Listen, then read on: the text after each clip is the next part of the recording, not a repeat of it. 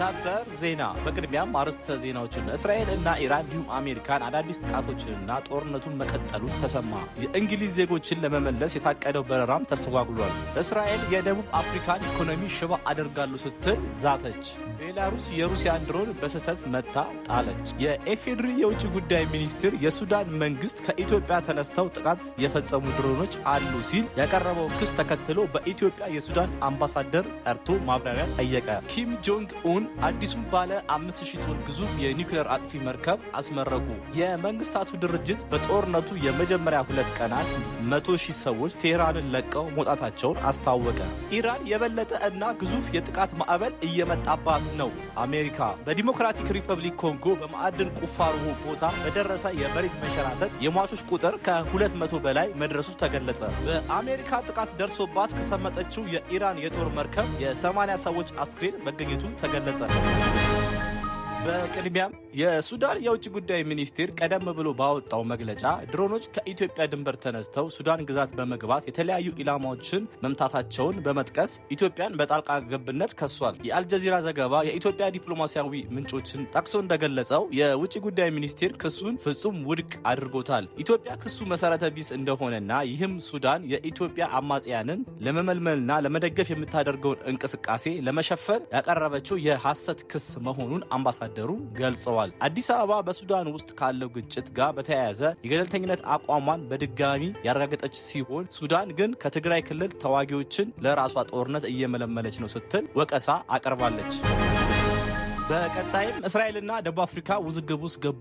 በመካከለኛው ምስራቅ የተቀሰቀሰው ግጭት አድማሱን እያሰፋ አሁን ደግሞ ወደ ዲፕሎማሲያዊና ኢኮኖሚያዊ ጦርነት ተሸጋግሯል። እስራኤል የደቡብ አፍሪካን ኢኮኖሚ ሽባ እንደምታደርግ በይፋ ዝታለች። የደቡብ አፍሪካ በአሜሪካ እስራኤል እና ኢራን መካከል ላስታርቅ ማለት ለዚህ ቁጣ ምክንያት ሆኗል ተብሏል። እስራኤል በደቡብ አፍሪካ ላይ እጅግ ጠንካራ የተባለ ማስጠንቀቂያ ሰጥታለች። የቴል አቪቭ ባለስልጣናት ደቡብ አፍሪካ የምትከተለው ጸረ እስራኤል አቋም ዋጋ ያስከፍላታል ብለዋል። እስራኤል የሀገሪቱ ኢኮኖሚ ሙሉ በሙሉ ሽባ የሚያደርጉ እርምጃዎችን እንደምትወስድ አስታውቃለች። ይህ ከፍተኛ ውጥረት የተቀሰቀሰው ደቡብ አፍሪካ በኢራን በአሜሪካ እና በእስራኤል መካከል እየተካሄደ ባለው የከረረ ግጭት ውስጥ እርቅ ለማውረድና ለማስታረቅ ፈቃደኝነቷን ካሳየች በኋላ ነው። ሆኖም እስራኤል ይህንን ጥረት እንደ ቅንነት ሳይሆን ለኢራን እንደመወገን እና ለራሷ እንደ ጠላትነት ተመልክተዋለች። በፖለቲካ ተንታኞች ዘንድ ደቡብ አፍሪካ ያልታሰበ ጥቂት እየደረሳት ነው ተብሏል።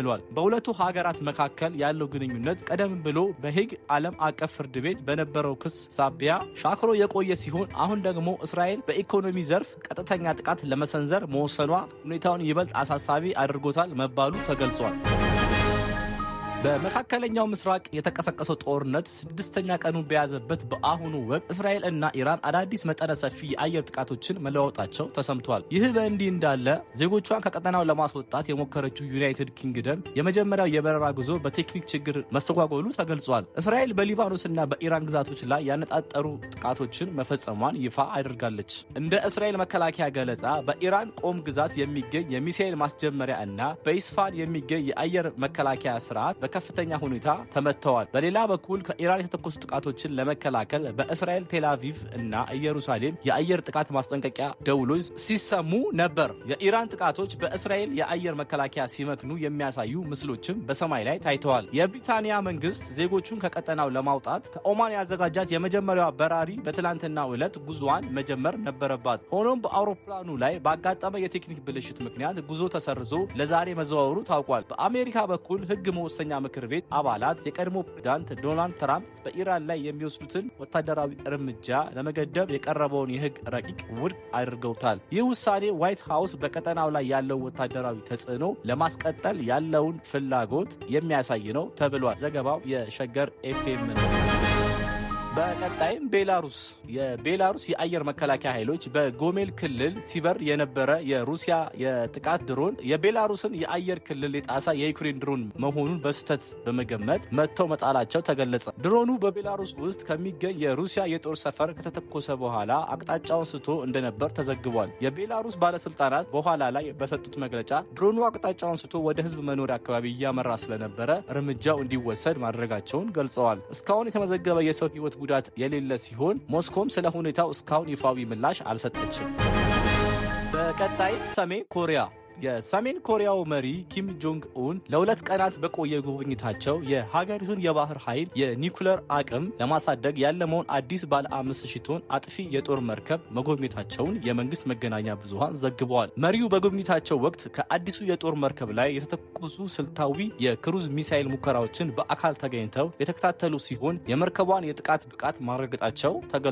ከዚህም በተጨማሪ ኪም ጆንግ ኡን ቼ ሂዮን የተሰኘችውንና ዘመናዊ የኒውክሌር ሚሳይሎችን የመሸከም አቅም አላት የተባለችውን ግዙፍ መርከብ የቴክኒክ ዝግጁነት በዝርዝር መርምረዋል። በናምፖ የመርከብ ማምረቻ ጣቢያ እየተገነቡ ያሉ ተጨማሪ የጦር መርከቦችን የጎበኙት መሪው ሀገራቸው በየዓመቱ 2 ተመሳሳይ ግዙፍ የጦር መርከቦችን እንድታመርት ጥብቅ ትዕዛዝ አስተላልፈዋል። መሪው ኪም ጆንግ ኡን በሰጡት መግለጫ የባህር ኃይሉን በኒውክሌር መሳሪያዎች የማስታጠቅ ሂደት አጥጋቢ ውጤት እያሳየ መሆኑን ገልጸዋል። ይህ እርምጃ ሰሜን ኮሪያ ከዚህ ቀደም ትኩረት ከሰጠችበት በየብስ ላይ ከሚተኮሱ ባላስቲክ ሚሳይሎች በተጨማሪ በባህር ላይ ያላትን ወታደራዊ የበላይነት ለማረጋገጥ የምታደርገው ከፍተኛ ጥረት የሚያሳይ መሆኑን ተንታኞች ገልጸዋል። ይህ አዲስ የባህር ኃይል እንቅስቃሴ በኮሪያ ልሳነ ምድር ያለውን ቀጠናዊ ውጥረት ይበልጥ ሊያባብሰው እንደሚችል ዓለም አቀፍ ታዛቢዎች ስጋታቸውን እየገለጹ ይገኛል። ኢራን የተባበሩት መንግስታት የስደተኞች ድርጅት ዩኤንኤችሲአር የእስራኤል እና አሜሪካ ጥቃት በተጀመረባቸው የመጀመሪያዎቹ 2 ቀናት ብቻ ከቴሄራን 100,000 ያህል ሰዎች ቤት ንብረታቸውን ጥለው መሰደዳቸውን አስታወቀ። 6ኛ ቀኑን በያዘው ጦርነት ሐሙስ ማለዳ ኢራን ላይ የሚፈጸመው ጥቃት ቀጥሏል። የአሜሪካ ከፍተኛው ምክር ቤት የዶናልድ ትራምፕን የጦር አቅም ለመገደብ የቀረበለት የውሳኔ ሀሳብ ውድቅ አድርጎታል። የኢራን የውጭ ጉዳይ ሚኒስቴር አባስ አራጋቺ ከኳታሩ አቻቸው ጋር በስልክ የተነጋገሩ ሲሆን ኳታር በቴሄራን የሚፈጸምባት ጥቃት በአስቸኳይ እንድታቆም ጠይቃለች። በኢራን ዋና ከተማ እና በሌሎች ስፍራዎች ከፍተኛ ፍንዳታዎችን መሰማታቸውን የቀጠሉ ሲሆን የመንግስት ህንፃዎች እንዲሁም ሌሎች የአገልግሎት መስጫ ተቋማት መፈራረሳቸውን የሚወጡ ምስሎች ያሳያሉ። ወታደራዊ ጥቃት እየቀጠለ እና እየሰፋ ባለበት በአሁኑ ወቅት ኢራናውያን ፍርሃታቸው እና ስጋታቸውን እየገለጹ ነው። የተባበሩት መንግስታት ስደተኞች ድርጅት አሜሪካ እና እስራኤል በኢራን ላይ ጥቃት በከፈቱበት 2 ቀናት ብቻ ከቴሄራን 100,000 ያህል ሰዎች መፈናቀላቸውን ሲገልጽ እስራኤል በሂዝቦላ ወታደራዊ ይዞታዎች ላይ ጥቃት እየፈጸመች መሆኑን በገለጸችበት ሊባኖስ ደግሞ 58,000 ሰዎች በመጠለያ ውስጥ ናቸው ብሏል። በሶሪያ በ10 ሺዎች የሚቆጠሩ ሰዎች በመጠለያ ውስጥ እንደሚገኙ የመንግስታቱ ድርጅት ጨምሮ አስታውቋል።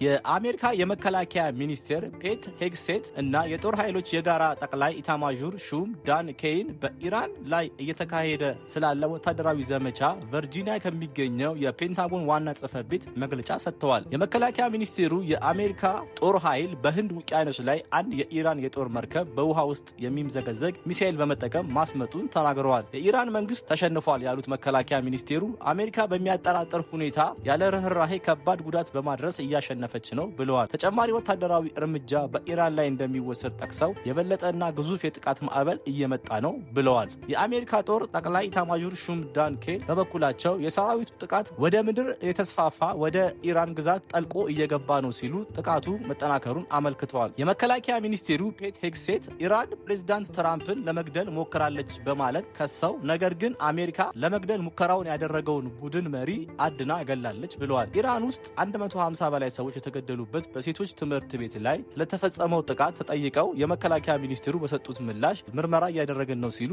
መልሰዋል። ነገር ግን ጥቃቱ በእስራኤል ወይስ በአሜሪካ መፈጸሙን እንዲያረጋግጡ ቢጠየቁም ፈቃደኛ አልሆኑም። ይህ በእንዲህ እንዳለ በኢራን የጦር መርከብ ላይ የነበሩ 80 ሰዎች አስክሬን መገኘቱን የስሪላንካ መከላከያ ሚኒስቴር ምክትል ሚኒስቴር ማርሻል ሳምፖል ቱያኮንታ ለቢቢሲ ሴኔሃል ተናገሩ። የኢራን የጦር መርከብ በህንድ ውቅያኖስ ላይ የሰጠመችው ከአሜሪካ ጦር በደረሰባት ጥቃት መሆኑን የመከላከያ ሚኒስቴር ፔት ሄግሴት ተናግረዋል። የስሪላንካ ምክትል ውጭ ጉዳይ ሚኒስቴር ለሀገር ውስጥ መገናኛ ብዙሃን በህንድ ውቅያኖስ ጥቃት የደረሰባት መርከብ ላይ የነበሩ ቢያንስ 80 ሰዎች መሞታቸውን መናገራቸውን ሮይተርስ ዘግቧል። የስሪላንካ የባህር ኃይል ቃል አቀባይ ሰነዶች እንደሚያሳዩት 180 ሰዎች በመርከቧ ላይ ነበሩ ብለዋል። የስሪላንካ ባህር ኃይል ቀደም ሲል ከኢራን የጦር መርከብ የይድረሱልኝ ጥሪ ተቀብሎ የ32 ሰዎችን ህይወት ማትረፍ መቻሉን ተናግሯል።